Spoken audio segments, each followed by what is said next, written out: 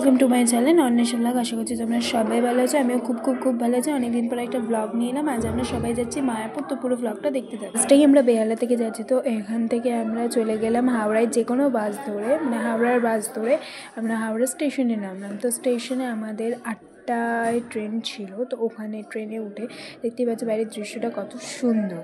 তারপর ওখান থেকে আমরা নেমে গেলাম নবদ্বীপে স্টেশনে। তো নবদ্বীপে নেমেছিলাম। তো আমরা স্টেশন থেকে বেরিয়ে অটোওয়ালার মানে টোটোওয়ালারা ছিল একটু ভিতরের দিকে, তোমরা দামাদামি করে নিতে পারো। তো আমরা ভিতরে ঢুকে একটু দরদাম করে তো আমরা পুরো মন্দিরে মানে নবদ্বীপের সাইডটা পুরোটা দেখতে বেরিয়ে গেছি। তো তোমরা পুরোটা দেখতে থাকো, তোমাদের সাথে পুরোটাই শেয়ার করো। ফার্স্টেই আমরা যে মন্দিরটায় গেলাম, ওই মন্দিরটা ঢুকতেই দেখতে পাচ্ছি কতগুলো বাঁদর আছে।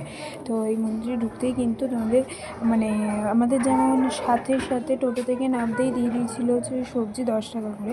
ভিতরে হরিণ আছে, হরিণের খাওয়ানোর জন্য। আচ্ছা, এখানে একটা বড় পুকুর আর নদী সামথিং তোমরা যেটাই বলবে সেটা একটা ছিল। আর ওর মাঝেই কিন্তু ছিল আরেকটা ঠাকুর যেখানে আমাদের ঢুকতে দেওয়া হয়নি। তো ওখানে একটা শিব ঠাকুরের মন্দির ছিল, আমরা ওটা দেখলাম। দেখে হরিণগুলোকে ওই সবজিগুলো যেগুলো ছিল ওটাও খাওয়ালাম। গেলাম আমরা একটা নেক্সট মন্দিরে। দেখো, এটা শ্রী চৈতন্যদেবের মঠ। তো এখানে জানো তো এখানে মন্দিরটা বন্ধ ছিল, কারণ এখানে আমরা দুপুরবেলা থেকে এসেছিলাম, তো মন্দিরটা বন্ধ ছিল। আমরা সেরকম দেখতে পাইনি, বাট ভিতরটা এমনি নর্মাল, খুবই সুন্দর ছিল মন্দিরটা। আমরা চলে গেলাম একটা নেক্সট রাধাকৃষ্ণ একটা মন্দিরে তো বন্ধ ছিল কিছু কিছু দরজা, আর মানে বলতে গেলে প্রত্যেকটা দরজাই বন্ধ ছিল। কিন্তু ওইদিকে হচ্ছে তোমার যেহেতু কাঁচের দরজা ছিল, তো কিছু কিছু ঠাকুরকে দেখা গেছে, তোমাদের সাথে শেয়ার করো। এই মন্দিরটা কিন্তু খুবই ভালো। মন্দিরটা অনেক বড় কড়া টড়া ছিল, জানো তো, মানে রান্না হয় দোলের সময়। ওখানে যা বলে যে দোলের সময় এলে নাকি সবাইকে ভোগ করা, অনেক বড় কড়া। তো যাই হোক, ঠাকুরগুলো খুব কিন্তু সুন্দরই ছিল। সোনার গৌরাঙ্গ দেখতে এখানে কিন্তু আমাদের পার হেড 5 টাকা করে রেখেছিল, তো টিকিট কেটেই ঢুকতে হয়েছিল আমাদের এখানে। এই যে আরেকটা মন্দিরে গেলাম, এখানেও কিন্তু পার হেড 5 টাকা করেই দিয়ে আমাদের ঢুকতে হয়েছিল। তো সবাইকে পার হেড 5 টাকা করে দিয়ে আমরা এখানে ঢুকেছিলাম। একটা মন্দিরে গেছিলাম, এই মন্দিরে আমাদের কোনো টাকা দিতে হয়নি, দুটো মন্দিরে আমাদের যে টাকা দিতে হয়েছিল। তো এই মন্দিরে দেখো কি সুন্দর ঠাকুর আছে, আবার একটা ঠাকুরের চরণও রাখা আছে। এখানে তোমরা চাইলে পয়সাও দিতে পারো। নেক্সট মন্দিরটা গেছিলাম একটা শিব ঠাকুরের মন্দির। এটা আই থিঙ্ক পোড়া মাটির শিব ঠাকুর এরকম কিছু একটা। এখানে কিন্তু টোটোওয়ালারা নিয়ে যেতে চায় না, এখানে একটু তোমাদের জোর করে নিয়ে যেতে হয়, তোমাদের একটু দূরে নামিয়ে দেবে। কিন্তু ঠাকুরটা নাকি খুবই জাগ্রত। এই ঠাকুরটা আমরা ওখানে গিয়ে ডালা কিনেই পুজো দিয়েছিলাম। তো এই মন্দিরের একদম পাশেই দেখবে একটা মন্দির আছে মা ভাগীরথী। ঠাকুরটাকে দেখো কি সুন্দর লাগছে। ঠাকুরটা কিন্তু পুরো রূপোর গয়না পরানো ছিল, তো এই ঠাকুরটাকে খুবই সুন্দর লাগছিল দেখতে। তারপরে ওখান থেকে আমরা শিব ঠাকুরের একটা মন্দিরে গেছিলাম, মন্দিরটা খুব ভালো ছিল। তা আমরা কিন্তু এগুলো সব টোটো করেই ঘুরছিলাম। এটা থেকে আমরা চলে গেলাম হচ্ছে লঞ্চে করে 40 টাকা করে কেটে পার হেড আমরা চলে গেলাম মায়াপুরে। আর বোন কিন্তু মাথায় তিলক কেটে নিয়েছি। নবদ্বীপ মায়াপুর আসবে, একটু তিলক না কাটলে হয়। তো যাই হোক, এখানে তিলকগুলো কিন্তু মন্দিরের যে কোনো মন্দিরের সামনেই দেখবে পড়ায়, অনেক মাসিরা পড়ায়, অনেক দাদুরা পড়ায়। যাই হোক, তো আমরা এই দেখো নদীটা দেখো কি সুন্দর, মানে দুরকম কালার, কিন্তু তোমরা ফোনে বুঝতে পারছো কিনা জানি না, বাট আমরা দুরকম কালার দেখেছি। কথা বলতে গিয়ে আমরা কিন্তু নেমেও পড়েছি। দেখো এখান থেকে মায়াপুরের মন্দিরটা কি সুন্দর দেখা যাচ্ছে। কিছুটা হেঁটে এসে আমাদের ঠাকুরের মন্দিরটা দেখতে পাবে মায়াপুরে, মানে খুবই সুন্দর দেখা যাচ্ছে এখান থেকে দৃশ্যটা। মায়াপুরে এসেছি লঞ্চে করে, তো দেখতেই পাচ্ছ আমরা একটা লাইন দিয়েছি। এই লাইনটা হচ্ছে খাবার, এখানে 50 টাকা করে আমাদের খাবার খেতে দিয়েছিলো। খাবারগুলো কিন্তু খুবই টেস্টি ছিল। অনেক লাইন দিয়েছো দেখতে পাচ্ছ, কিন্তু অনেকটা ঘুরিয়ে আমাদের ঢুকতে হচ্ছে, মানে এটা আমাদের না, সবাইকেই ঘুরিয়ে ঢোকাচ্ছে এখানে। তো আমাদের আজকে মেনুতে ছিল হচ্ছে সবজি, ডাল, ঘুগনি, পনির দিয়ে, আর ছিল হচ্ছে পায়েসটা কিন্তু মারাত্মক কেটেছিল, আর একটা ডাল ছিল। একটা মন্দির দেখার পর আমি দেখো একটা মানে ড্রেস চেঞ্জ করে নিয়ে এবার বেরিয়ে পড়ছি মায়াপুরের মন্দিরে যাব বলে। তো দেখতেই পাচ্ছ গাইস কি ভিড় মারাত্মক, যেহেতু আমরা সিজনে এসেছি। আমরা এসেছিলাম 25 ডিসেম্বর, তো মারাত্মক ভিড় তো হবেই। তো যাই হোক, আমরা সব ভিড় ঠেলে ঢুকে গেছি ঠাকুরের দর্শন করতে। মন্দিরে আমাদের ফোনটা জমা রাখতে হয়েছে। তো দেখো তোমাদের পুরোটাই দেখালাম, ফোন জুতো সব জমা রেখে যেতে। মন্দিরে এখন ফোন নিয়ে ঢুকতে দেয় না, আগেও দিত না। তো যাই হোক, আমরা এখানে ফোনটা জমা দিলাম। ফোন জমা দিতে কিন্তু পার হেড 5 টাকা করে লেগেছিল। আমরা চলে গেছিলাম অভয়চরণ আশ্রমে, এখানেই আমরা ছিলাম। তো এখানে রুমটাও তোমাদের দেখালাম। এখানে আমাদের রুমের ভাড়া নিয়েছিল 700 টাকা। এখানে আমাদের শুধু রাতটুকুনি মানে একটুখানি শোয়ার জন্যই জায়গা নিয়েছিলাম। তো ঘরটাও ছোটোর মধ্যেই নিয়েছিলাম, শুধুমাত্র থাকার জন্য, রাত্রেবেলা শোয়ার জন্য। তো যাই হোক, এখানে ওয়াশরুমটার একটু প্রবলেম হয়েছিলো, এছাড়া কোনো প্রবলেমই আমাদের হয়নি সেরম। এখন আমাদের এখানে কিন্তু ঢাকার সাথে ঘরটার সাথে দিয়েছিল 3টে বালিশ আর 2টো কম্বল। তো আমাদের কোনো প্রবলেম হয়নি, তোমাদের তো বললাম শুধু ওয়াশরুমটা ছাড়া। তো তারপর দেখো নেক্সট দিন আমরা উঠে পড়েছি, সকালবেলা রেডি হয়ে গেছে। আমরা এবার লাগেজ টাগেজ নিয়ে বেরিয়ে পড়েছি, কারণ আমাদের 8টার সময় রুম ছেড়ে দেওয়ার কথা ছিল। তো 8টার সময় আমরা রুমটা ছেড়ে দিয়েছি। নেক্সট আমরা গেছিলাম হচ্ছে মানে চৈতন্যদেবের মাসপিসির বাড়ি। তো যাই হোক, তো প্রথমে ওখান থেকে আমরা টোটো করে নিয়েছিলাম, আমাদের একটু দাম দর করে নিতে হয়েছিলো। পার হেড পড়েছিল 55 টাকা করে, 55 রুপিস।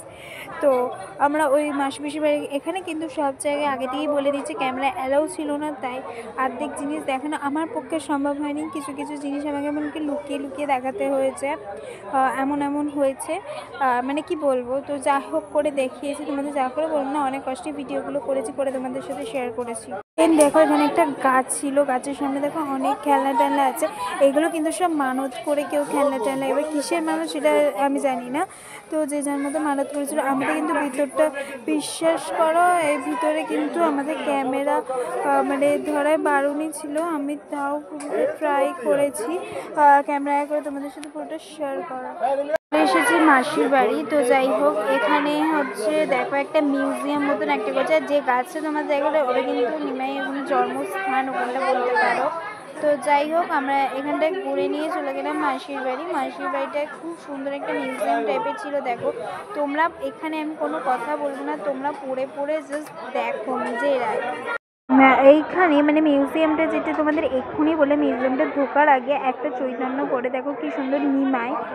তো দেখো এই মূর্তিটা কিন্তু প্রচণ্ড বড় ছিল এবং খুব সুন্দর দেখতে ছিল। তো এরপর চলে গেলে মিউজিয়ামে আমি বললাম যে কেন কোনো কথা বলবেন, তোমরা আমার কথাটা শুনতে গিয়ে তোমরা ঠিক করে পড়বে না ভিডিওগুলো। তো এখানেও কিন্তু ভিডিও করা বারণ ছিল, আমি তাও করেছিলাম ভিডিওটা।